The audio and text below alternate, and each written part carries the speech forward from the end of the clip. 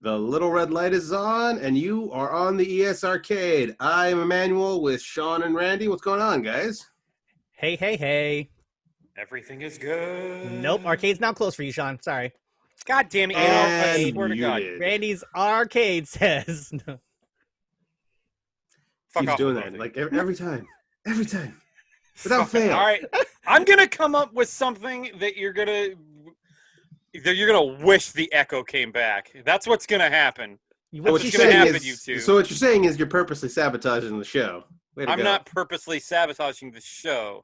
I'm not sabotaging anything. I am giving you a dose of Sean Vander.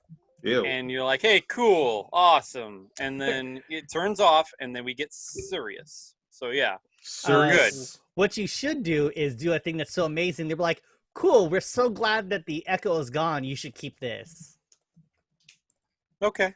And that's See, fine, that's too. where. That's the challenge. And that's right there. fine, too. That's the challenge.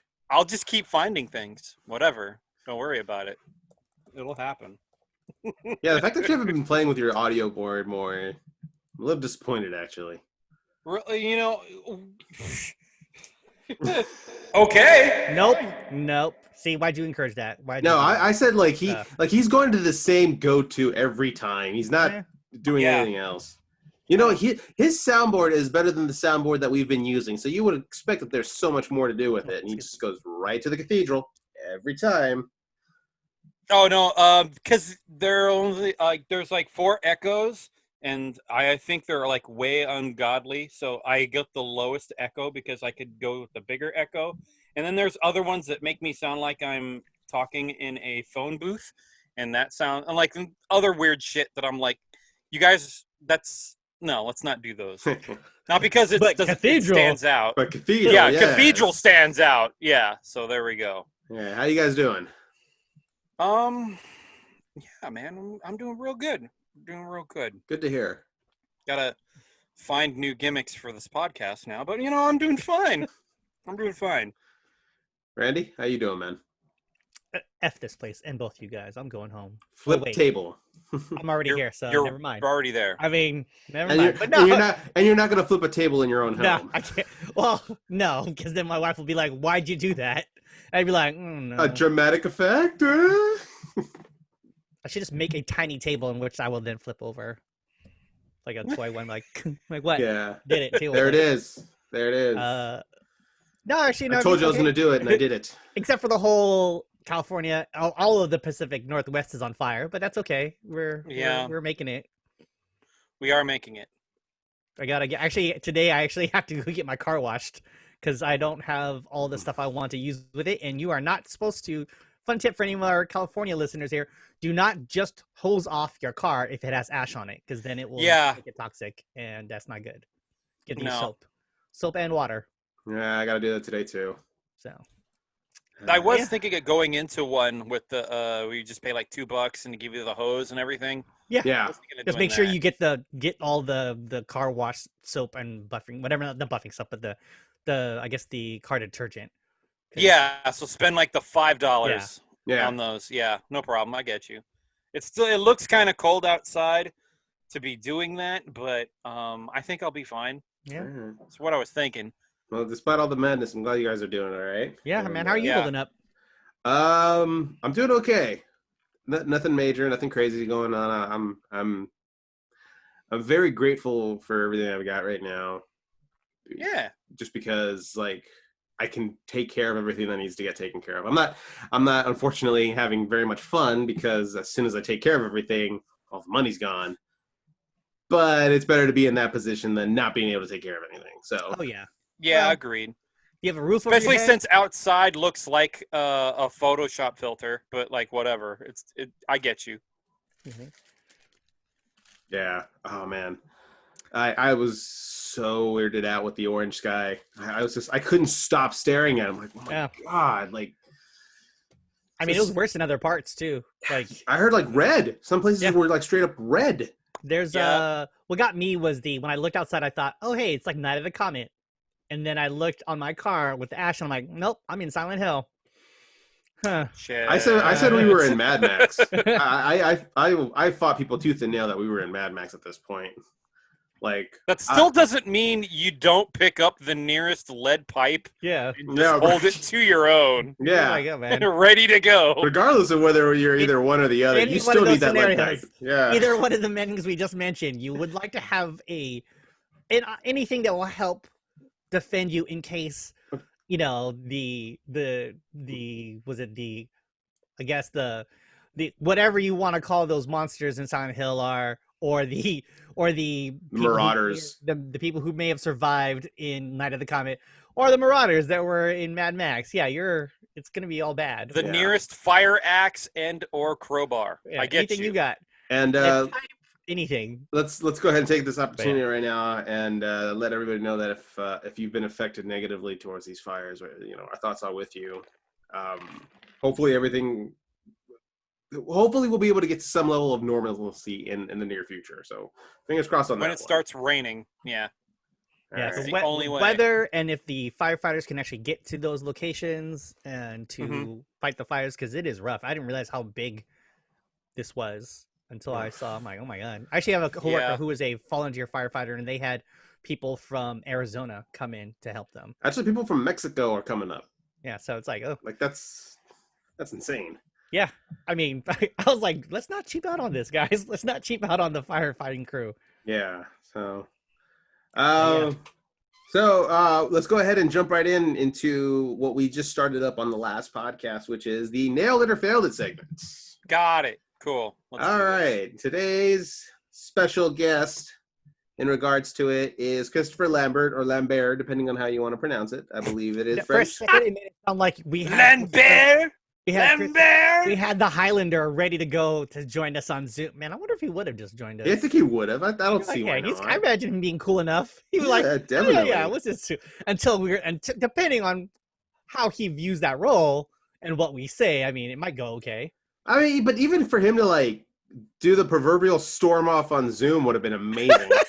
Christopher Lambert. I'm like, the Highlander, he showed up here. Okay. John Vander just pissed him off. He threw a fucking table at home and whatever. Okay. So angry. So, ladies and gentlemen, we are going to now decide whether Christopher Lambert has nailed it or failed it in his role as God of Thunder Raiden. So, Christopher Lambert is a Caesar Award winner and is best known for his portrayal as Connor McLeod in the Highlander movies, but has found regular work as of 2019. Lambert has done movies in English, French, and one in Russian, and one in Bulgarian. His portrayal was Raiden, God of Thunder and Protector of Earthrealm. Raiden first appeared in the debut series of Mortal Kombat in 1992 and has appeared in nearly every game iteration, with the exception of Mortal Kombat 3 and its upgrade, Ultimate Mortal Kombat 3. Throughout the series, Raiden has been portrayed as a benevolent and level-headed deity, represented by Blue Lightning, as well as a vengeful, angry god, represented by Red. Gentlemen, I leave this out to the table for you. Christopher Lambert, nailed it or failed it? I'm waiting for Randy. Oh, no, go ahead, Dave. Go ahead. Okay, I gotta process some things in my head. Got it. I'm going to say failed it. You can say failed it. Okay. Why did he fail it? Yep. Because I think the guy that has been doing Raiden on a lot of the other Mortal Kombat games. The voice actor? Yeah, the voice actor. And Richard then, Epcar. and even the portrayal of Raiden that NetherRealm has been pulling off. And it's like, oh, that makes a whole lot more sense. Yeah, but you got to think about it, dude. This was in the 90s, 94 or 95. That's true. A year after the game came out. That's true. And they were still scratching the surface. True. And I think the role has, I would say, matured or changed. I mean, I don't know. Like NetherRealm, because it's their character. They could just say, yeah, whatever. This is Raiden, right? And all right, cool. So I think I think he failed it because NetherRealm has kind of evolved the role a bit, or the character a bit, and it's not Christopher Lambert's fault. Because the movie was there was the 90s. I get it, but I mean, still, it's not his fault, but failed it. I'm gonna say he nailed it. I know a lot of people are gonna be up in arms on that one, but given for what the role that he had, I think it's just all right, well, this is what you get. You're gonna be a thunder god. with video games, you don't really get to see characteristics of characters. At least not back in the 90s. It was just like you have your ninja, you have your other ninja, you have I don't know, a mercenary, and oh, here's a God of Thunder. Well, okay, how does a God of Thunder act? Figure it out. Yeah, I get it. You know, so for what they gave him, I thought it was pretty good. You know what it was? It's he's not entertaining. I think it was his voice for me that really sold it, because he had that gravelly, serious tone to him. You mean his regular speaking voice? His regular speaking voice. That's how he sounds. Yeah. Christopher Lambert doesn't change his voice for anything. Like my favorite line when he was Scottish in the beginning. My favorite line in that entire my favorite line in the movie for him is, "Your sideshow freaks attacked my fighters." Just like so. Oh. Okay. Yeah. I think you just changed my mind on something. I would like a pepperoni and pizza. Go ahead, Mr. Herman. Paging Mr. Herman. Oh, yeah, that's it. Hold the mayo on that club sandwich. Oh. So yeah, I think given what the God, my brain. Ooh, baby, give it to me. Yeah, exactly. Sorry. Yeah, thanks for sharing, you jerk. Like I said, for what it was given, it didn't really have much of a direction to go in, other than the fact that he was the protector of Earthrealm. I'm going to say Lambert. I say he nailed it, especially for like a '90s movie. So, yeah. Ready? Are you still computing? Like I'm okay. I do love me any actor who's willing to take the risk to play a part. I'm waiting for the butt. My issue with it is that the character Raiden, I always looked at him and I thought, hey, he's like one of those four storms, or the storms in Big Trouble in Little China, all played by Asian characters or Asian actors, every single one. And when I saw Raiden in the game, granted, he doesn't look the same in the game, he doesn't play necessarily like that, but he does evoke that inspiration because, it's who they had available to them. It's whatever their motion capture, because their designs weren't necessarily the best. And then you get Raiden live action, and then you get, let me see if I can even just pull this up here. Then you get screen share. Yeah, that's what I'm trying to do, dude. Relax. Sweet. I see what you're saying. Then you get this, and it's not saying that it's bad. And I love Christopher Lambert. Yeah. He is so cool to me because he's Highlander. He's Connor McLeod. I forgot about that picture. It's not great. Okay? I didn't. It's one of those things where I'm like, oh, and it's not his fault. He didn't do anything wrong to this. He tried to do the best he can with what he was given. But what he's given. But at a certain point, maybe it's like they could have. I mean, part of me wants to say that I'm going to say it's not his fault that he failed at it. It's not. Because there's a lot of things going against him. He's got a lot of things. Like, it could be worse. He could have been the second dude. The second dude. Yes. You know what's... And you know what? The second dude had to live up to Christopher Lambert. Yeah, it's not his fault. And granted, the guys who made this movie, they're really trying to do the game justice as best they can with the budget they have. Because this movie... And Paul Anderson doesn't give a two flying fucks about this. It's kind of cheap. I mean, it looks cheap. Yeah. And then, then the game designs like this, which they probably took from the movie so people can look at it. It's like, why did they do that? And then, let me see if I can pull up the storm. The guy that played Shang Tsung and Christopher Lambert were like the hot names. They were the biggest ones in that movie. Yeah. Robin Shou. Nobody knew who Robin Shou was at all. Yeah. He was like up and coming by that point. Yeah, he was his breakout role there. And I'd say breakout role was nailed it. See, look, Lightning. Lightning's dope. Yeah. He looks dope. That is a better rating. That's cool. But it's who they had, it's what they got, and it's what they were working with. Because Raiden in the game doesn't look like this either. He doesn't actually. No, he doesn't. The hat's like Lord Helmet quality now. It's one of those things where you're like, oh, it's like the lightning guy. He's like the lightning guy in freaking on the track. And that's on us as fans. But then when you look at Raiden, Lambert. It's kind of disappointing. Yeah, I get you. It's kind of disappointing. It's kind of disappointing. And granted, they got big names, they more bigger names. They tried to get as many people in here. I mean, they could have gotten. To be honest, I'm surprised they didn't just cast Kerry Tagawa as Raiden, because I felt like he would have been. Because I mean, they made him Shang Tsung, but they could have gotten him to be Raiden, and it would have been out of my head. That's great. Get any other guy. He's a better Shang What do you guys? But, Randy, I'm going to go ahead and say that you're going to say he failed it. He failed it. I'm also going to point out the fact that I was actually going to say that he had nailed it until you brought up the line. Your favorite line. I'm like, nope, that changed my mind. That makes it terrible now.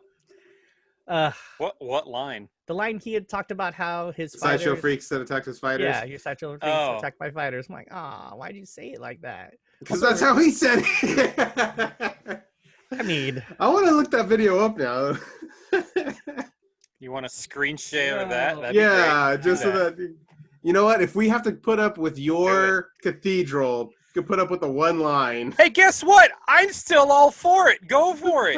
Do it. I didn't say no, do it. I'm just saying. Oof. And get the soundbite. And I was on board. I was like, yeah. He nailed this. Go for it. And then he didn't. I'm like, oh, God, he says that. Nope. Never mind. I'm no. You know what? I'm not, only because I don't want freaking YouTube to play a commercial right before we do the share. While you're waiting. Yeah, let it waiting. play out. We're not gonna know. Yeah. You're right. We won't know. While I'm doing this, what do you guys think of the cast choice that they have for the new Mortal Kombat movie? Where they actually got a Asian actor to do it? I mean, a lot of the characters are actually being portrayed by Asian characters. I think Robin Shou should still be Liu Kang. Really? I think he's also kind of old, though. That movie came out. He is kind of old, but I would still rather see Robin Shou be Liu Kang. And be like an old Liu Kang. That'd be dope. Yeah. I mean, the problem with that is that, he's aged quite a bit, and that's not the story they're going with. Yeah. I haven't seen him. He's kind of old, man. I mean, make him Shang Tsung. My friends that Asians don't raise him, but he's still. It's 20 years since the last time he did Mortal Kombat. Yeah, I mean he has been over 20 years. I get you. So okay, nothing against him. I think that's rad, but at the same time, like, maybe they get someone else. And they also got a pretty good where's me pull that up? They got a pretty good choice as far as. Okay, I have no idea who the casting for that is. I want to be surprised by that. It's pretty dope looking, actually. And honestly, I haven't been keeping up with all of the trends and whatnot. Work has been a thing, and it always is. But one of our topics. I got it. Are you guys ready? Yeah. Go for it. Go for it. All Do right. it. Do it. Screen share. Screen share. Audio sound. Those are the settings. Here we go. Here's that infamous line. Yeah. Ah, fuck. What are you doing? Express with your sight.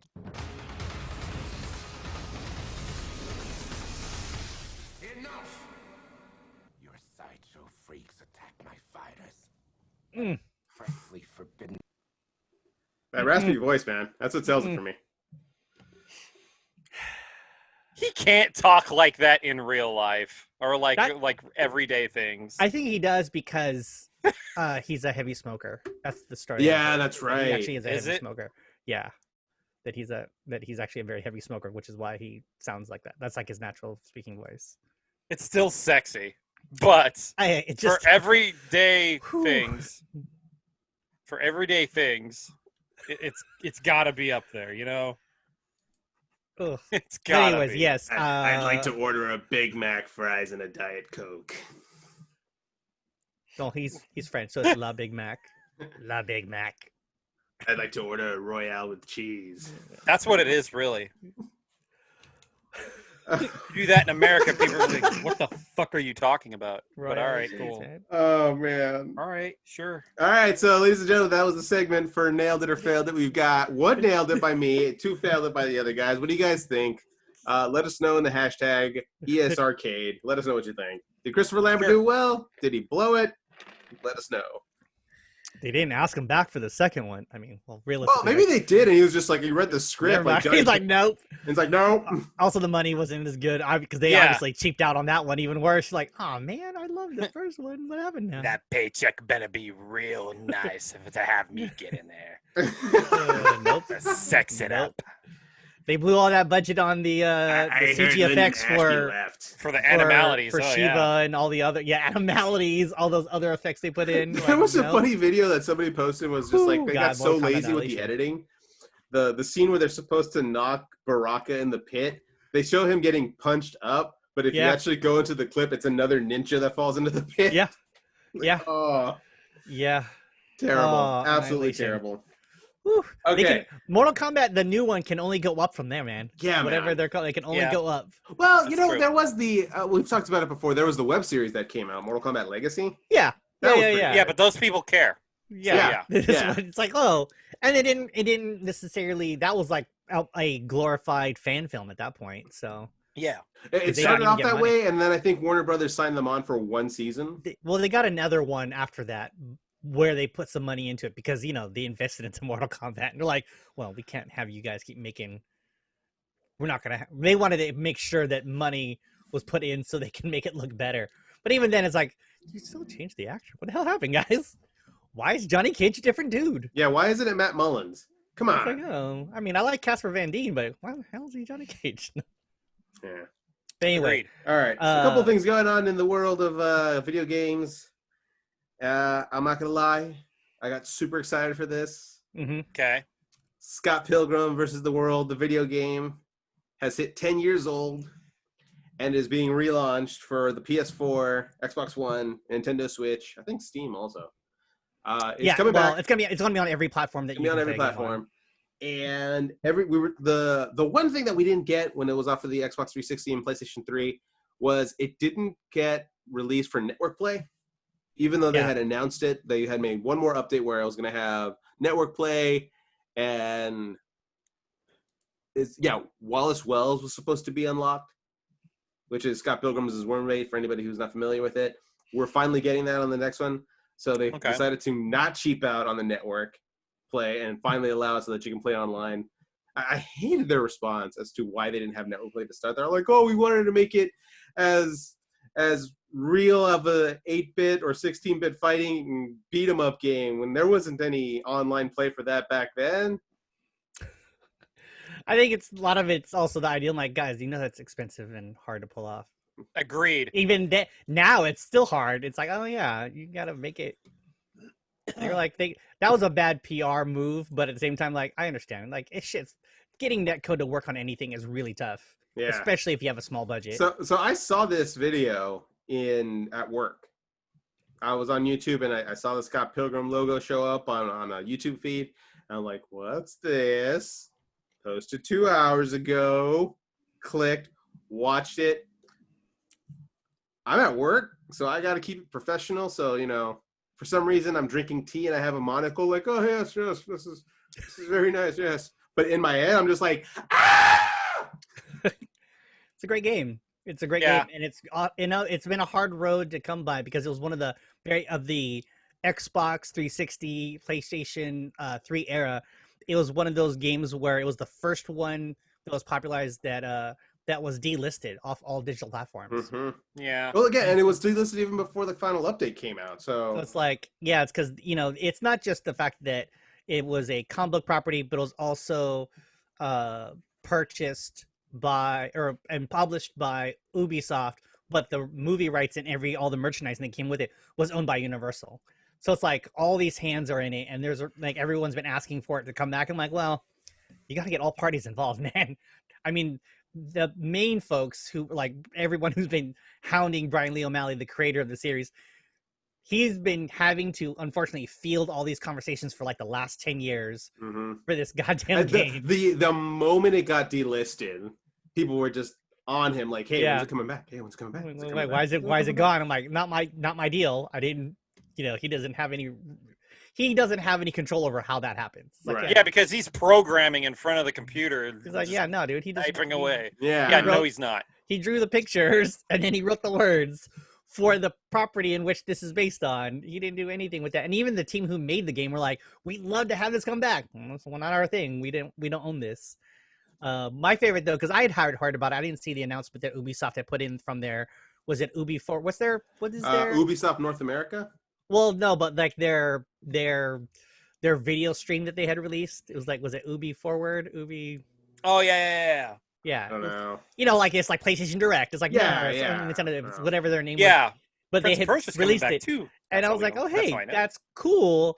And then how I saw it was because I follow him on Twitter. Is Brian Lee O'Malley, his response, which I loved, and I'm going to share that now, just because I was like, do it. Oh yeah, everyone get out of his leave his house now. Get out of his ass. He doesn't do this. Yeah. Because I love that he says, all right, huge thank you to the fans who never shut up about the Scott Pilgrim game, not once ever, even for 1 second to let me sleep. This game belongs to you. Now please get out of my house. And I'm like, yes. Well, because he doesn't have anything to do with this. He signed it off to Universal. Universal approached Ubisoft to make us. Ubisoft made the game with another team.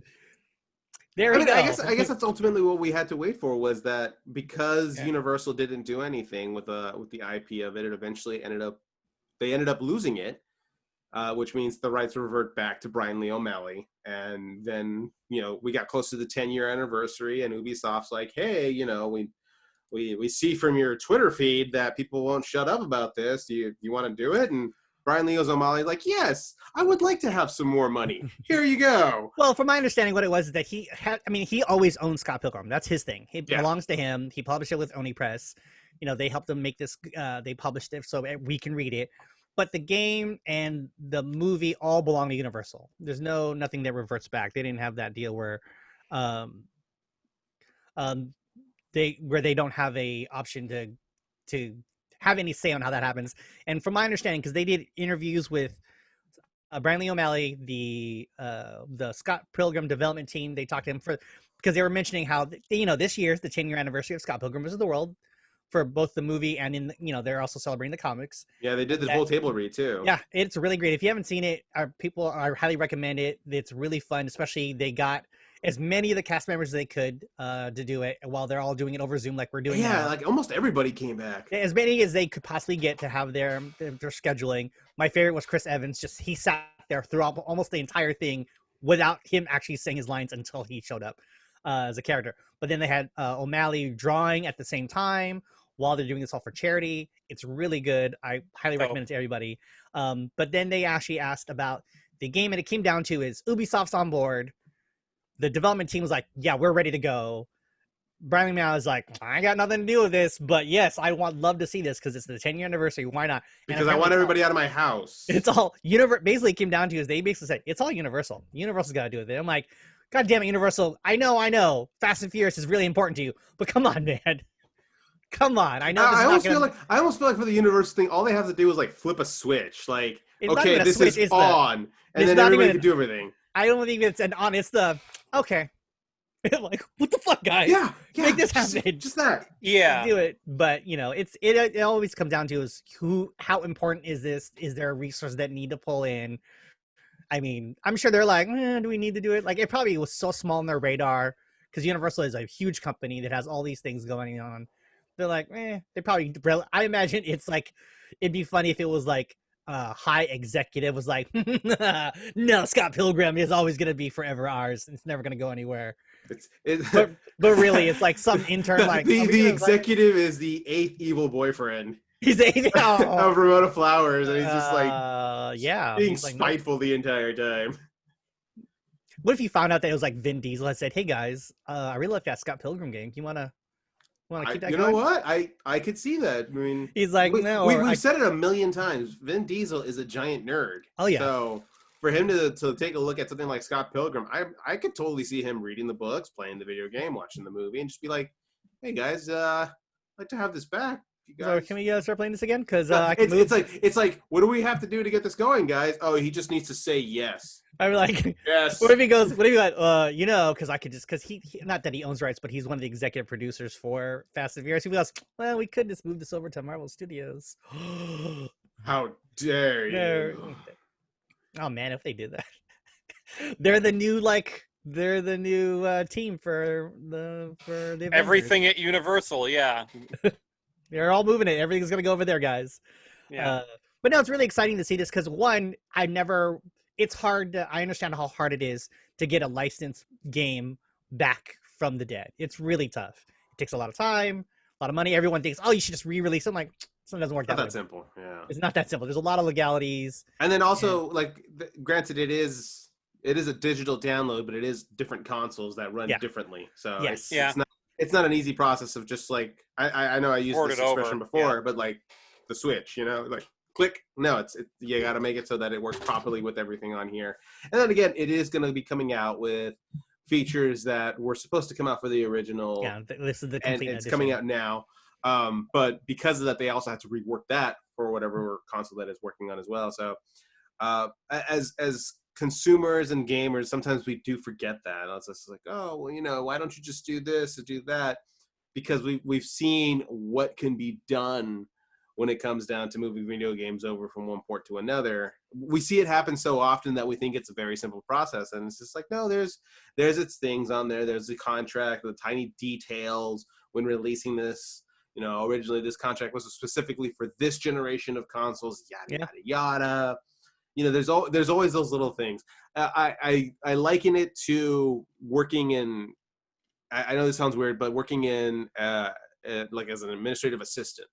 There's all these little things that people don't see that need to get done in order for everything to move forward, because it's like a lot of busy work. Yeah. But it's there and it needs to get done. So, but again, I'm super happy about it. No release date yet.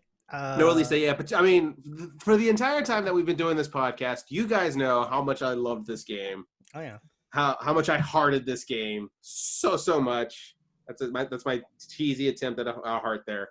And I just, again, I saw it and I was just like, yes, finally. I'm probably not going to buy this right away because I'm broke. What the hell, guys? Do I have to buy you this game? Is that going to be my Christmas gift, Sean? That would be a good Christmas gift. It's better than what I was thinking for you. You'd have gotten that and lost your mind, but I think you'll lose your mind and it would cost me as much. So yeah, that's pretty good. I don't want to sound ungrateful for it, but I really do hope that a physical copy comes out at some point.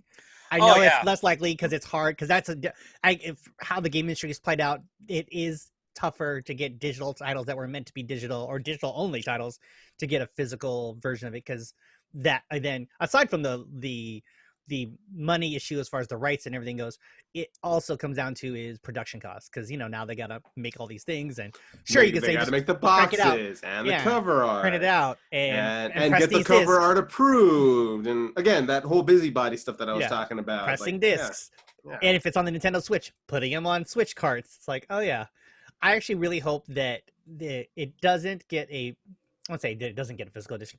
That a company like Limited Run Games is able to get their hands on it, whether it's only PS4 and Switch. Well, that's the beautiful thing about it, is that with it they can actually go up to publishers and be like, look, we have this many, so we're not asking for anything more outside of this. Here's the cost that it would be. Well, so I mean, from you my don't have to understanding, make like a bunch of them. LRG, they're the ones who bump on the cost, and they do that through people who pre-order, how we got. I don't know if I told you guys, I got my classic edition for Streets of Rage 4 on PS4 and Switch. Yeah, you told us that it was going to take like 4 weeks after the game came out, right? For digital? Yeah, well, it was a lot longer because of COVID-19 and whatnot. But it's one of those things where because of what's going on, I'm like, production, and it just showed up. I'm like, oh my god, I got it, and I still have another one coming. It's like, oh, Sean, did you play a lot of Scott Pilgrim when it came out? Oh my god, I beat the hell out of that game. That game, love that game so much. It's so good. If we get it, it's gonna be on the Game On. Absolutely, absolutely. It just is, and if we can get like a 3-man team on it, that'd be good too. I feel like we got to get It's Chris on there. We got to get like the band in the game going. Because you know what? As sad as it is, I never got to play that game with 4 players. At the most, really? I don't think I got 3 players. I never got the 4th person. working in the when I worked soloed it. at It was great. When I was working for Capcom many years ago, we played that quite a bit in Yeah. my cubicle. We're like, oh yeah, we're gonna rock this now. Like, fuck, I just bought it. Yeah. Good. Downloaded it Nice. now. And then when you guys weren't playing it, you guys were rocking the soundtrack from Anamanaguchi. Yeah, it's like, oh yeah, this is awesome. I still listen to Yeah. that album. All right, cool. Sex for bombs. It's great. Oh, do you guys have a price point, a paying price point that you guys would be up against playing this game? I can imagine this game being expensive, but is there a digital price that you're like, no, I can't pay that? I can't go past 25. 25? I feel like that's probably where it's going to be at. Yeah, I think so. Kind of a game. Yeah, it's gonna be there. I also give it I'm gonna give it to $29.99 because I understand it is a licensed game, and I would do that too. I think that makes sense. $29 would be my target high point. Sean? I'm hoping a physical copy comes out though. I would pay. I'm gonna be looking at limited run games. At a physical copy, like $40. Yeah. I get that. If it's I if would they do go anything as special, I'll high- go 60. Yeah, I would go as high as 60 if they're doing like a special edition. If there's like how River City Girls did their thing with the soundtrack and that's a $60 value there. Yeah, limited run. But this is Scott Pilgrim. What about if Brian O'Malley did like a comic or signed something? I could see him doing a comic of him like trying to tell people to stop asking him the question. I would love that. I could totally see it like that comes with it. I think that would comic of it. Yeah, that's a his face. $60 value. His face going, and then it says, "Stop asking me for anything." I'm like, yeah, because you know how like at the end of the books he would always do like a doodle of himself or something. Yeah. It's just like I could totally see him doing a comic of himself. It was just him going through his day, grocery shopping, taking care of errands, and everywhere he goes, and people recognize him. Hey, when's the Scott Pilgrim game coming out? Like, yeah. But yeah, and then we find out that it wasn't because of Universal or Ubisoft. It's because Scott Pilgrim and Ramona just didn't want to do it. So he just keeps going back to them and goes like, "Guys, we got to do this." They won't leave me alone, and they're just like, "Oh, we just don't really feel like it. We had our 6 books, we had our movie, we had our game. We're just good now. We're fine." Oh man. Oh man. All right. A bunch of leaks came out for the Xbox Series X, and then a lot of those leaks ended up being confirmed. Like, holy crap, there's a $300 model of a Xbox Series X? No way. Doesn't surprise me. Yeah, like... I didn't see the presentation, so this is all news to me. But a $300 Xbox does not surprise me. It's actually pretty dope. What's interesting is because they had, what's the name? Oh my God, I was gonna say Phil Spector. That's not it. But anyways, they did a presentation, and apparently the Xbox Series S, the I guess smaller, less powerful, all digital Xbox, the new Xbox console coming, is like you mentioned, $299. It's very very affordable price. But it's so small that it was apparently in the background of this announcement, and no one noticed it until like days later. Like I'm like, oh, okay. Sure. But yeah, what it is I actually think it's very interesting because I thought the idea of multiple consoles in a single platform launch,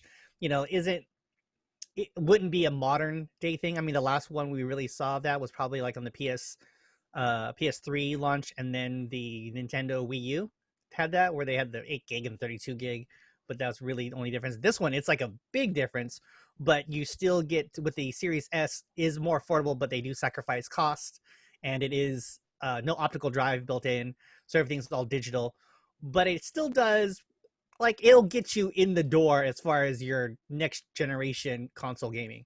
Like, it won't do like full 4K, and it'll do like some upscaling, but it still will get you in there where you'll play all the stuff you need to play, which I'm actually very impressed by. I'm like, damn, that's very generous. They announced that the system will be out for purchase on November 10th this year, and supposedly pre-orders will start next week. So, I mean, the part that got me, aside from all the hardware talk and everything, was how you can buy this. Because I don't know, since you haven't heard of this, I don't know if you read this, Emmanuel, but they're also giving you an option. Microsoft is giving you this option where you could buy or get the hardware along with the Xbox Game Pass Ultimate for a monthly fee. So yeah, so you can pay over 24 months if you get the Series S, the smaller one. You'll get 2 years of the Game Pass Ultimate, which for people who don't know out there is like their subscription-based gaming, where that actually it's kind of like having, you know, a Netflix or a Hulu subscription where you get games Screen share it there, and then if you can, please. well, I mean, it's just an article. There's nothing. Yeah. All it is I'm just reading it, and I'm just telling you guys this. It's not going to help anything, John. But yeah, you can get for 24 months. You pay $24.99, and then you get the console and you get the service. And then I'm also reading it as well on this. It says EA Play comes to Xbox Game Pass at no additional cost. Wow, that's actually that Microsoft, man. That's kind of big. That's I mean, regardless of what people may say about EA and whatnot, but trust me, we've had our say. Yes, we've had our say. But getting their game service, which offers quite a bit of stuff in there, is pretty big. The fact that they have all these different options, the fact that financing a console, I'm like, wait, what? Wait, what now? Yeah, that's probably not what I will do, but I mean, it's good for people who would like that next gen feel, and you know, it also next gen thing. It also applies to the Series X for $10 more a month. Oh, so the Xbox, got it.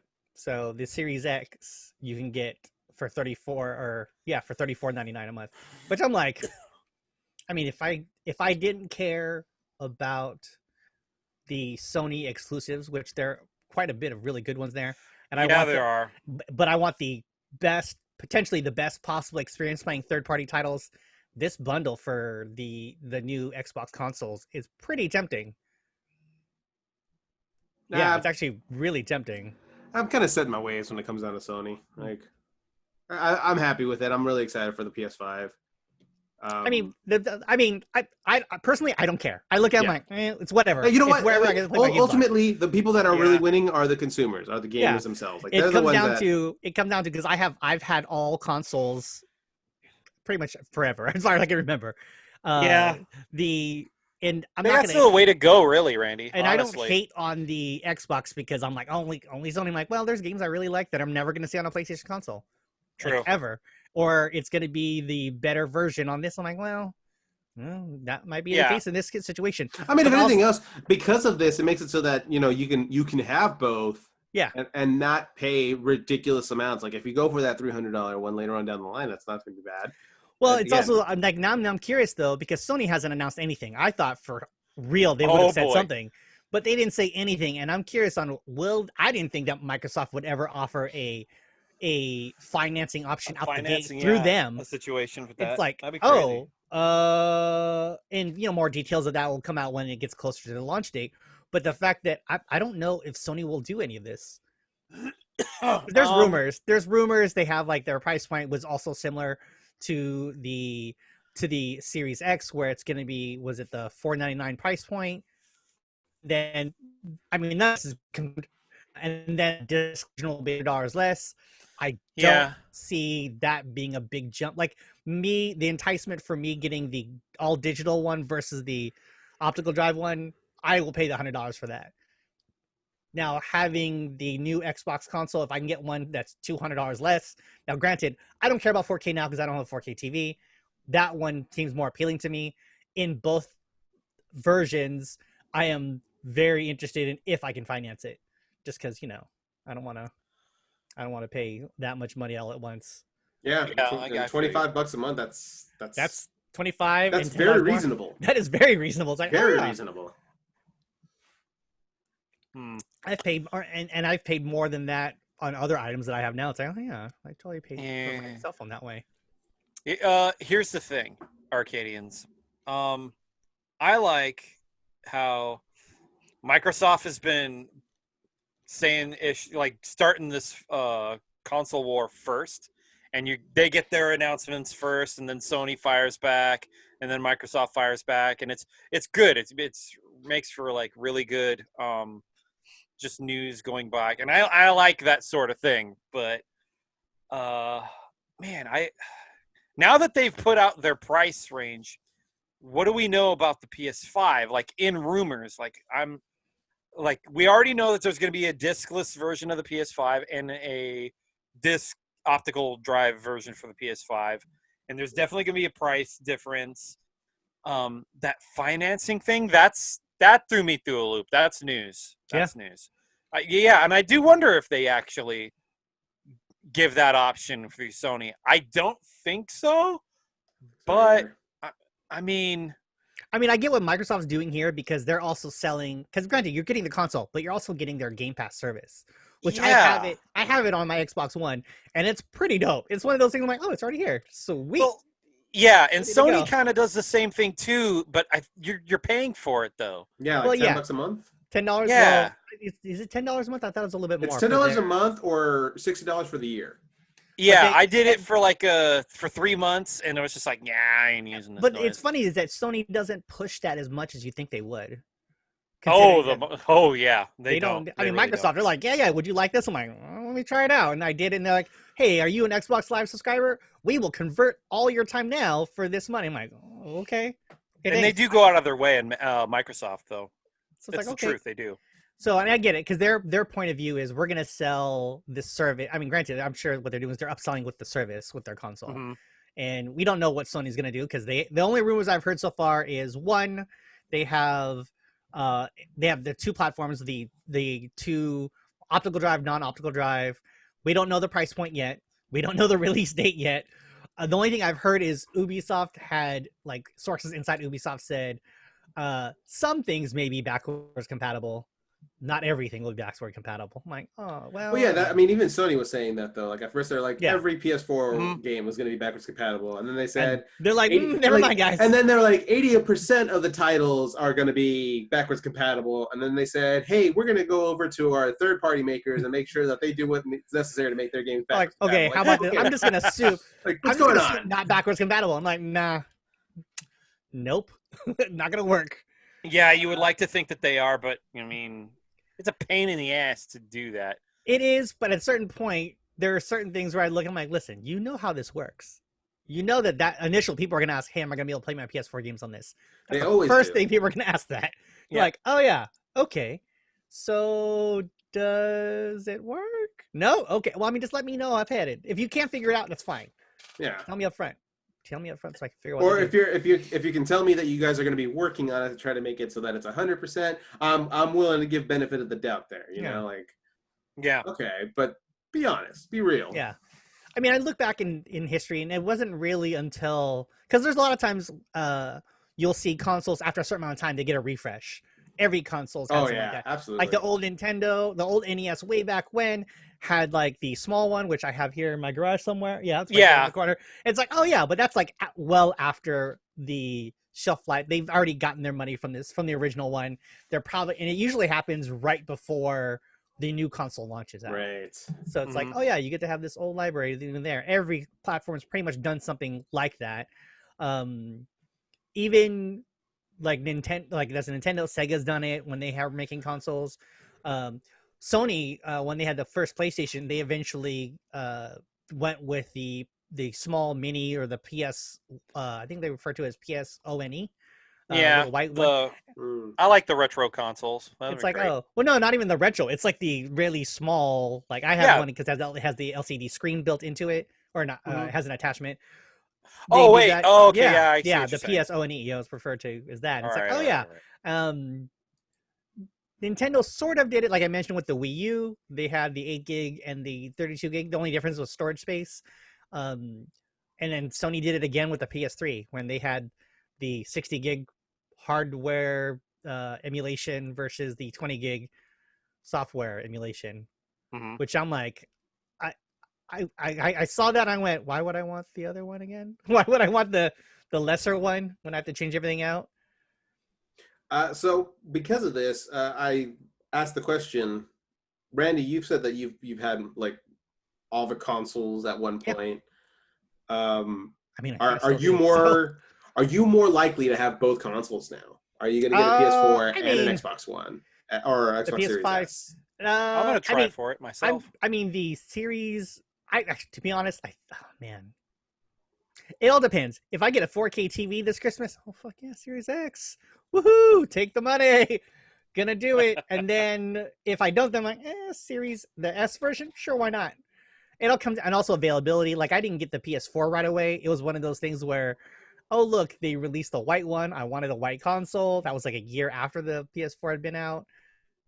I'm like, I'll buy it now. I'm like, All right. okay, yeah, cool. and that's what you really got to do. You got to wait until if they're coming out good or not. I mean, yeah, let them work out always an bugs, issue with launch. and then when some games start showing up on some consoles, and you're like, oh, that Gears of War looks pretty hot, or like, hey, there's gonna be this and whatnot on that PlayStation. I'm like, oh, okay. Yeah, So, and then you gauge that way. It's, I mean, the days of me getting consoles at launch. I think the last launch console I've gotten. Was it the Xbox? Oh no, yeah, it was the Xbox One that my wife got that for me at launch. Oh yeah. As a present. She gave it to me as a present. I'm like, what the fuck, honey? Why'd you do that? It was like a gift exchange. We were like, what? I bought you a DVD. Thank you. Terrible. Yeah, but she got me the launch year. I was like, oh. What about you, Sean? Are you thinking both consoles because of I'm this? thinking so. Yeah. I'm thinking so, but I'm gonna wait a bit. I'm not getting it right on launch. No, absolutely not. No, that makes sense. I mean, for you, Emmanuel, it sounds like you want to get the PS5. Are you gonna try and get for a launch? I think so. Sony's been pretty solid as of late when it comes down to their hardware. And if they ever do find a problem, they're right on top of it to get it fixed as soon as humanly possible. So, and it's not like I'm gonna be getting rid of my PS4 anytime soon. It's just like, no, that's gonna still be here. So, if it ever comes down to where like, hey, we're doing maintenance on the PS5's update, okay, well, I'm jumping on the PS4 then because I still have those and I still do all the streaming on there, Hulu, Netflix, all that. So I'm good. I think I'm going to try for it. I think this would be one of the very few times that I actually have picked up a console at launch. I don't think I've ever done that, to be perfectly honest. Are you going to try to get both? I mean, would you be interested in either variation of the new Xbox Series? Maybe. I do have a 4K. It's about it's a 43 inch, so it's nothing amazing or spectacular or anything like that. Don, do the echo. Tell me it breaks. Makes TV break. What? Ah, damn it! You're not on top of it. I'm not gonna do the echo because everyone bitches about it. I was like, no, I want it now. Echo it now. Right? Echo now. Sean's Echo! There you go. Sean's like, if you can't handle me at my fun, you Bring can't that TV. handle it afterwards. Okay. Oh, you got a 4K TV. Good for you. Yeah. I think this monitor is 4K. Hmm? I think the monitor I'm looking at. I thought it was. I think it does, but I'm like, do I want to? Yes, you do. Yes, No, you the do. idea is that both of these consoles will be like larger than the monitor I'm looking at. Ooh. So yes. Yeah, because they're big. They're big consoles. They're not tiny. Yeah, and that's another reason why I'm kind of not really all about like the next gen consoles right now because everything's going to be 4K. And honestly, I'm like, I don't have a TV at all, and I don't know if I can even get a 4K TV to work where I'm living right now. It's not a 4K, but I got a TV for you. Okay, but it's too big. So it's 43 inches. I mean, huh? But it's 43 inches. Is that too big? I think my actual TV is under 43 inches. I mean, if all of us lived in a perfect world where we had the space for it, I imagine, like for me, it'd be like, oh yeah, financial, I don't got to worry about, fuck yeah, let's do this. Yeah, exactly. Bring it up, guys. I'm gonna have to knock over some kids and adults to get this console in line. No, I'm not gonna. Oh, Put you it so in would. the bag. You so would. I'm like, Sean, clothesline this kid. All right, thanks. Let's go. Oh yeah, no, he's getting clotheslined. Boom. And I can already see it now. Sean gorilla presses Randy on a bunch of people, just like he chucks them, knocks everybody down. And then as Randy's getting up, he's grabbing all of their stuff. Roll and grab it. Let's do this. I can totally see that happening. like I think right now we're getting Sean pretty pumped up. And this might actually happen right now. Not really. Nothing's happening. I'm good. No, Okay. but I am curious on what Sony's going to do as far as their announcement, because they supposedly this month they'll say something, which I'm sure they're going to be jerks. We're There's getting going to be jerks like, to the by the way, holiday season guys, right now. We gotta we hear heard about something in the price. near future. Well, It'd be funny. Sorry to interrupt you there. It'd be funny if they didn't actually mention price, but like, by the way, guys, we know you're really interested in the price of everything, and they tell you everything else. Like, your extra controller is going to cost this much. You have this really cool headphones; they're going to be on sale for this much. And thanks, guys. You've been great. What the fuck? How much is the PS5? How much is that going to cost you? Like, you jerks. But yeah, I almost feel like they have to take the opportunity to do that, and then when everybody thinks the video ends, they're like, "Hey guys, we're just screwing with you. It's actually this cost. We'll see you later." Yeah, bye. But by the way, bye. Yeah. I'm curious though as to how like, Nintendo has been pretty quiet. Although, I mean, with other console stuff, they've recently decided. Yeah, we're gonna do like a 4K Switch now. Well, that's been a rumor for like the last 2 years. That's like the rumor. Nothing has been 100% confirmed. But what gets me is how many announcements they've made for games. Because usually, they used to do it like, it's been a year out. We're gonna hear these games. Okay, cool. And where is it? I don't know yet. But now they're doing like 3 months ahead of time, or in like the Mario 35 announcement. I'm like, oh, I'm gonna get Mario 3 All Stars next week. Like, what? Wait, what? It came out already. Thank you. Thanks, but yeah, thanks, I guess. I love you, Nintendo. Thanks, Nintendo, for doing that now. And like and granted, they also announced their prequel to Legend of Zelda Breath of the Wild, which I know some people are upset about. I'm like, well, it's a prequel. And they also said it's because the actual sequel they're working on and it's taking longer than they thought it would. So they're like, oh yeah, no shit. I'm like, yeah, we knew that, but I'm okay with it. I'm like, oh, because the new prequel Calamity is supposed to be made by the Hyrule Warriors thing. I'm down. It's the same. It's the Samurai Warriors, Dynasty Warriors team. I'm like, I love those guys. I love that game. Yep. I'm cool with it. I don't care. Yeah. I know they made those other ones in that the other one for, I think it was originally for 3DS, and then they released it to console. That game was awesome. It was on 3DS, man. It's it is on 3DS. Yeah, at first it came on the Wii U. That was actually the Wii U. Yeah, it was the Wii U. Okay. Yep. Then they released the newer version on 3DS, and you had to like have a special. Or the new 3DS was the only one that could play it properly. And then it was on Switch, which I'm like, I got it, and this is amazing. And they're making and it's the prequel to Breath of the Wild is gonna play like this. I'm good with all those things. Comes out in November, even better. All right. Yes. Thank you, Nintendo. Now, if they come out with if they decide to announce that we have a new console, I've seen all these like mock-ups of things. I will be very surprised. At the same time, also very excited. I'm like, fuck yeah, let's make this happen, guys. I don't know. Just a new Switch that does 4K. I don't even.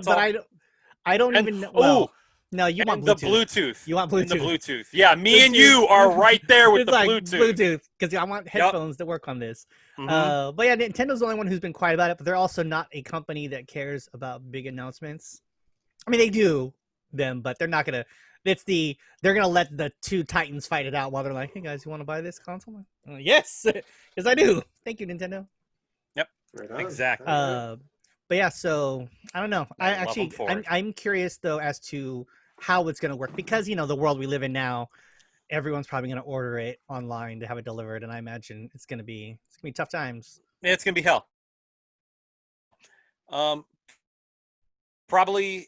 I want to buy go into a store and buy it, to be honest. I kind of really do. I don't want to do like the whole Amazon bourgeois to get something like that. No, not even at all. So yeah, or going to Target or anywhere else, man. That's how I'm going to do it. Yeah, I don't know. Actually, what I'm actually curious about is how other companies will react to how retail is going to be. Like, are they gonna push heavily for like a lot of stores will do online, like Target and Walmart, Best Buy will offer, hey, we don't have it here, but you can get it online. GameStop's even doing that whole thing too. Yeah. It's like, well, if I can pick it up at the store, I'd feel more comfortable. All right. So, as Sean Vander has eloquently labeled them, Arcadians, what do you guys think? Are you guys going to pick up the Xbox? Are you going to pick up PlayStation? Are you guys going to get both? Let us know. Hashtag It's going to be pricey if you get both. I mean, I know it is. I mean, yeah. But the way they have it set up, too, it's just like, it's not going to be like, with the Xbox, again, with the financing, you could actually Yeah, that that's pretty true. well. That's It's really totally cool of in, and then- Microsoft. Yeah. Yeah, it is dope. I don't know. I'm thinking if I decide to get both of those things, I'm like, well, guys, looks like I don't know what happened, but all of our audio equipment got taken. I don't know. It got taken away, and then I now Or have all sold? these consoles. So Yeah. Stop it. I'm gonna start pawning off all of our gear. All yep. I can already see it now. Like you're carrying all his gear. Sean's there is just like, stop it. And he just like slaps everything out of your hand. Like what? It's all this equipment. I'm like, dude, I just sold. I mean, someone's taking this. Sorry, I don't know. All right, so yeah, For let a us know moderate fee. let us know what you guys think. Hashtag ESRCade. All right, guys. Last thing going on. There's talks about reboots. There's talks about reunions going on in the world of television and movies. Gotcha. And most recently, there has been an image that's been put out on the internet of Will Smith talking to the original Aunt Viv, Janet Hubert. And if anybody hasn't been following along to that, Janet Hubert has been a staunch, what's the word I'm looking for here? She's just been all against Will Smith, against Fresh Prince of Bel-Air, like also like very nasty towards Alfonso Ribeiro. Like for the longest time, like ever since she exited the show, she has been nonstop bashing them. And then come 2020, we see a picture of her speaking to Will Smith, which I think they're doing filming for the reunion episode they're going to have. Thank you, sir. There it is right there, if anybody's doing it. And I look at that picture, and if anybody doesn't know, you can find it. Just type in Will Smith, Janet Hubert. But it almost looks like Janet Hubert is still being very mean and nasty in this picture. Like, very almost like matter-of-factly. Yeah. I look at that picture, I'm just like, man, this is I still see all the hate and anger as maybe. She's like, good, yes, do it. I cut off your foot. I sent this message to you guys, and I'm like, I think this is like one of the signs of the apocalypse, because I never thought I was going to see something like this ever happen, and yet here it is. I mean, it could be Photoshop. We don't know. Actually does. Oh man, I didn't even think about that. What if this wasn't a real photo? Yeah, it almost looks photoshopped, almost. So first of all, I want to get your guys' thoughts on this. You guys watched The Fresh Prince back in the '90s, right? Did you guys enjoy the show? Oh yeah, I mean, it was one of those. It was part of the NBC lineup. It was awesome to see. I knew Will Smith from when he was, from his music career, which is Fresh Prince and DJ Jazzy Jeff. Yeah. And then parents just don't understand. Yeah. Well, actually, I like the track "Nightmare on My Street," where they actually got Robert Englund to be a guest voice on. Nice. Where he's talking about it's a rap song about Freddy Krueger, which I'm like, oh yeah, and he kills Jeff, and which I'm like, oh dang. But yeah, and when I heard that Will Smith's gonna be in the show, I'm like, oh that's cool. He's gonna have a series, and I didn't think how fun and good it would be, especially with the entire cast. And when they changed the mom, I remember, oh, why is Aunt Viv different? And I, remember looking for articles, and I think I have an Entertainment Weekly still where it talked about why she left and how she did not like working with Will Smith. I'm like, who doesn't like working with Will Smith? Yeah. He's like such a nice guy. I have not, outside of her, I don't think I've ever heard a nasty thing said about Will Smith. No, not that I can think of. Nothing that would be like, oh, he's not, like, you might not like his style of music. You might not like his style of like movies he makes, but him as a person, he seems very nice. He seems like a really nice, genuine dude. When you told me about this, like the sign of the apocalypse, and all I thought was, well, what I say in the text. You said time and money changes all things. Yeah, time and money changes all things. It's like, yeah, it does. Yes, she was replaced with by Daphne Maxwell Reid. Yes, who's this after here? she left, which is if anybody who's watching this. Anybody who's listening again, we're getting it from Complex website, so you can take a look there. But again, you can find the articles everywhere. But yeah, I remember again, she was vicious and she was mean spirited. And again, Randy reminded me again, time and money change all things. So hopefully this is also a really good opportunity to bury the hatchet. It's done. Maybe she wasn't on the series the entire time, but she was there. She contributed to the series and the success, and it was enough to the point where there's a reboot in the works, and it's already been signed for 2 seasons by Peacock. So there's again, she's contributed it to a much larger thing. So if anything, if there's anything to hang your hat on, it's that. Yeah. But then this got me thinking, because I wanted to get your guys' thoughts on this. We've talked before about things that we wanted to see rebooted or not started over, but like continued from where it left off. Yeah. Bringing it back. Bringing it back. But I don't think we ever discussed things we didn't want to see brought back. For whatever reason. Maybe in your opinion it was a terrible show, or maybe it was such a good show and it ended on such a good note that it's just like, okay, we don't need to explore anything further for this. So I wanted to hear what you guys thought. What series, whether it's television or movies, do you not want to see brought back? Do you think it's fine the way it is? It's a classic, leave it be? And Sean, I'm just going to go ahead and say it right now. You're wearing my choice.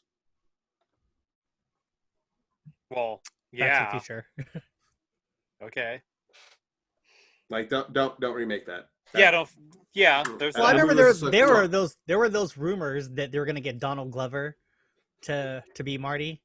And I went, oh, I kind of would watch that. I could see that. I could totally see that. I'm like, oh yeah.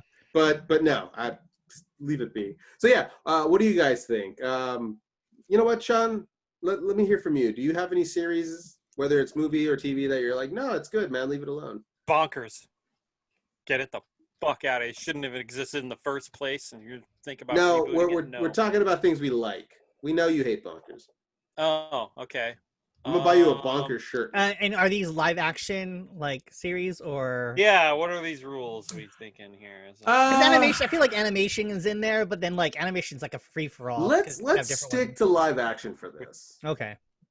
Maybe cartoons could be a topic for another day. Alf. Whatever. You wouldn't want to see Alf being brought back? No, I don't. Any particular reason?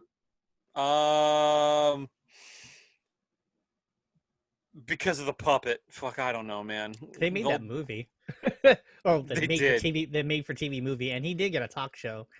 A problem with Al, I think the thing with Al for me is that it's one of those things where it's definitely of the time. Like you can't. It totally is. I don't know how that works now. I think maybe. I mean, you could. Not saying that you can't have a puppet be part of a show. It's just. I see what you mean, Sean. It's like, ooh, how do you admit that? How do you get to work and make it like if it's a Disney Channel show? I'm like, oh yeah, that makes sense. Like Nickelodeon's this. Yeah, I get it. But if you're trying to make this like a primetime series, I actually don't know how Alf got made. No, I don't. I mean, not once they made. It was like their flagship ship. I know NBC ran it. They're like, dude, he got a cartoon series. They had toys. Yeah, that's right. He did. I love that cartoon series. Stop it. But I'm just thinking of that scene on The Simpsons with Milhouse. He's like, Alf's back. Alf's back. Hog form. Hogs. What a dig. You sold my soul for Pogs? We got $5. Yeah. You sold your soul for $5. You only got $5. And he got a bunch of Pogs. Let's be honest here. That was a good trade.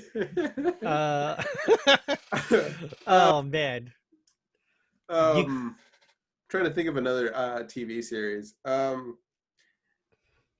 You know what? I think something that I would like for it to stay where it is, where it ended off, would be Married with Children. Like, I definitely wouldn't want to see a reboot of that, only because it was a series much like The Simpsons, where it was poking fun at the traditional family value shows of, like, again, from Fresh Prince of Bel-Air or Family Matters and whatnot, where we didn't have that for that series. Like, you had Al, Peggy, Kelly, and Bud, and they loved each other because they were family, but I almost feel like they were more akin to what a Mexican family is, in which, you know, a Mexican family will talk shit about themselves, but should anybody else say anything outside of the family about your family, you get really defensive. You're just like, you shut your dirty mouth. That's what I felt like what the Bundys were. Like, they ragged on each other so hard. But but whenever anybody else said anything, it's just like, oh, you want to make fun of my family? No, we're stepping outside. We're doing this right now. And you didn't have wholesome characters. You had the exact opposite. It's like, okay, here's the Cosby Show for its time, even though we know what Bill Cosby did.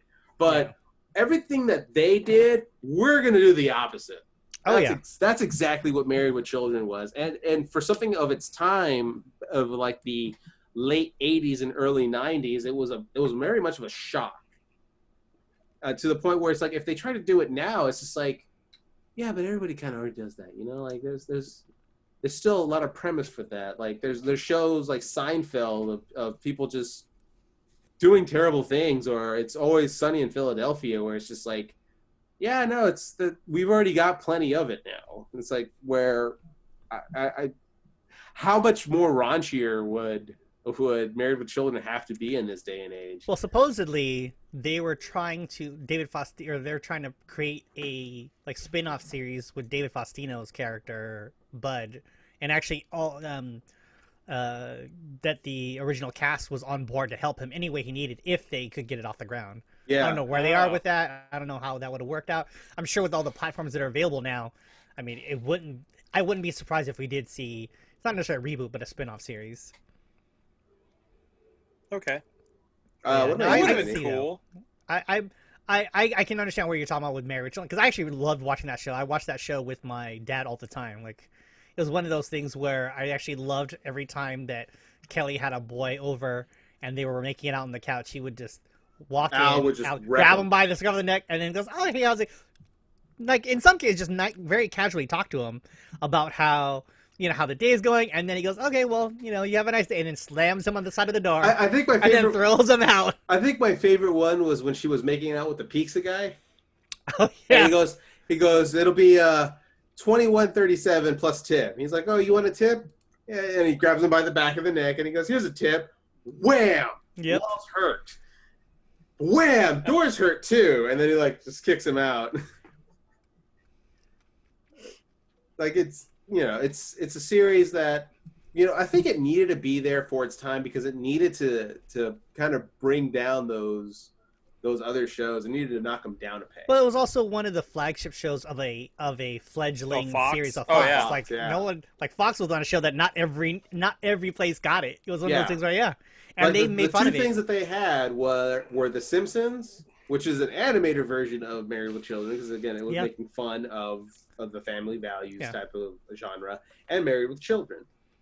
Those were the two flagships that they had, and both made fun of Fox all the time. Oh yeah, was hilarious. Simpsons still do that. It was in their contract. Like, we get to do this, and you can't do anything about it. The thing I appreciated though about both of those shows is that they were not taking themselves seriously, and that they tried pushing things that were not necessarily things that he talked about. Like, I didn't realize, I watched a reunion episode for Married with Children, and I thought it was very funny that they talked about how that the Fox executives were really wary because the censor, or the what they call FTC, were concerned because there's an episode which Kelly, FCC, I think it was. FCC, that Kelly, Peggy, and Darcy all were having their period the same day, but they couldn't call it. They wanted to call it a period piece, which is a play on the term. But it's like, but they didn't. They wouldn't let them call it that, and they had to call it a cabin story, which is because it's all of them inside a cabin and how the men have to deal with it. That episode. And it's a really funny episode. And I thought, is that? I mean, I don't know. I didn't have any sisters. I didn't have any that I hung out with that were older than I that was going through this, so I didn't know anything about this. But I thought it was very interesting that they tried that, because not a lot of shows will talk about that, or they'll make it like a very, like, flowery. Oh, you're becoming a woman and all this other. I'm like, oh, that's dumb. No, let me see the nitty gritty. Let me see the nitty And gritty. you got nitty gritty from that. And you're like, oh yeah, and like, granted, they weren't vulgar about it, but it was one of those things where you definitely got laughs because the guys were so scared. I was like, yeah, it can be pretty rough. Yeah. Randy, what about you? What TV series or movie series do you not want to see rebooted? You know, it's tough because there's so many shows that I've seen get rebooted that turn out to be really good. Then I'm like, dang, I can't believe they made that, and it's so awesome. Like, the one I'll always think about that turned out really well was seeing the reboot of Battlestar Galactica on Sci-Fi Channel, which was like a really well-made show on a cable TV channel that took a dump on a lot of like network shows and pay network shows. And it's like, yeah, super good, really well written. They took chances on changing the characters' genders even, or race, and it's like, yeah, this was super awesome. Not saying that works out all the time. Like, I've seen, now I've seen shows get like, like everything Aaron Spelling's done has gotten rebooted at some point. It's like, oh yeah, there's now a new Charmed. There's now Charmed is new. That was Aaron Spelling. Then you got that's getting a reboot. No, well, it's got reboot now. Like, there's a new series on CW now for that. Oh, fun times. Yeah, okay. they're actually in their second season. I'm like, wow, I guess people really like it. There was another 90210. Yes, there was. And then another Melrose Place. Like, Melrose Place, yeah. Was and there then another Dynasty. There's a new place. one. And then they make Dynasty. I'm like, good lord, everything's getting one. Now we gotta wait for Models Inc. to come back. Oh man. I don't know if there's any shows I wouldn't want to see that I liked, or even I don't like. It's like, well, I don't know, because you never know. Well, because you never know what will turn out to be a good show. Like Battlestar Galactica, if you watch the original one, it's fun, but it's definitely very 80s and not great effects, and you can tell how bad everything is. Then you get the new one, you're like, damn, this looks really good. So you're actually okay with the idea of things getting rebooted? Yeah, for the most part. For the most part, because if you can make it look good, if your intent is to you're not trying to cash in on the old one, because that happens quite a bit. You're like, oh, you're trying to cash in on the one that happened. I get it. But then there's legit things, like I showed the trailer to Sean, we talked about it a little bit, was the new Dune. And, Dune the movie, it was great for its time, but it's also made like, was it like the early 80s? The effects now do not hold up well. No. But the feel of the movie is really cool. You got this really good lore and everything. Then you have the new one with, was it Timothée Chalamet, and then freaking Batista's in it. Oscar Isaac, Batista, Jason Momoa's in it, who I didn't recognize for a second because he didn't have his mustache, beard, or long hair. Oh shit, there he is. I'm like, and then Josh Brolin, wow. and how they do Josh the Brolin. effects. Forgot about Josh Brolin. Yeah, if anyone hasn't seen the trailer, check it out. It's super good. That knife fight scene, I'm like, damn, this is super awesome. Now, can this movie still be bad? Yes, but from what I saw in the trailer, I'm like, god damn, this looks hot. Right. God damn it. One last question. A lot of movies. That'd be a movie that has like a lot of great actors that's attached to some bullshit, and you're like, ooh, no. You hope that it's going to be good. Yeah. You're. I mean, we don't know because it's the property that hasn't been around in a while. Oh yeah. A lot of people talk about it. I mean, if you're a sci-fi person, then this is probably a show or a movie you like. But it's also one of those things where it's going to get a lot of judgment if it's not good. It's like really bad. So we're just about the time limit. So I'm going to ask one more question. I'm going to name off a couple of series, and you tell me. I'm going to try to name off a couple of series that haven't been rebooted yet, and you guys are going to tell me whether you want to see a reboot for it or not. Okay? This can be ensemble, all that. First one, Home Improvement. No. I feel like there isn't necessarily anything needed for Home Improvement to come back. Yeah. Without a Tim Allen, who cares? Martin.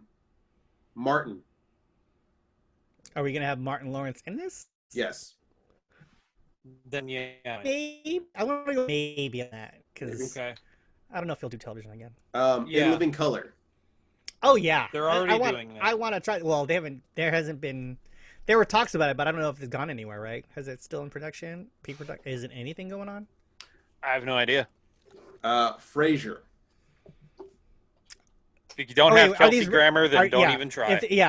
Are these when you mean reboot? You mean like it's going to be potentially new people, or is it just going to bring? Or are we restarting the bringing it back? I mean, if it's more of like it's centered around a character person, they're gonna officially be coming back.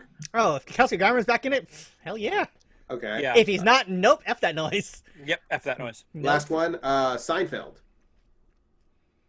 I don't want another Seinfeld. I don't know, because I'm not into I don't want Seinfeld. Jerry Seinfeld. I don't like Jerry Seinfeld. I mean, I don't I want tried another watch- Seinfeld. I didn't watch. Okay, so I didn't like the show. I wasn't a fan of Seinfeld. No, I watched it, and I didn't get why people liked it.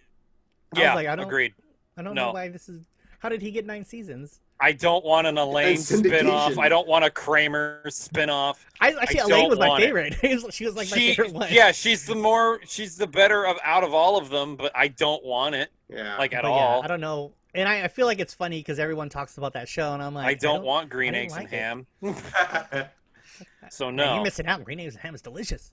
it is pretty good actually. All But yeah, right. I don't know. Like I look at it, like I mean, it always make me laugh because in Futurama there's that episode where he goes to old New York and then he's trying to find his house and Fry gets on a corner and goes, he just starts yelling things out saying, how he didn't like Seinfeld and he said Howard Stern is overrated. Howard Stern is overrated. And I'm like, yeah, and he yeah. talks about Seinfeld's not that great. I'm like, oh my god. Yeah, I mean, Blasphemer. I right. guess. Ladies and And that was a gentlemen. person from New York. I was like, yeah, he said it. Thank you for listening in. We appreciate you coming on. We will be back next week. And you know what? We may have some new openings. We were talking about that earlier. Yes. So Yeah. keep an eye out for that. Join the conversation. Hashtag ESRCade on anything that we talked about. And thanks a lot for listening.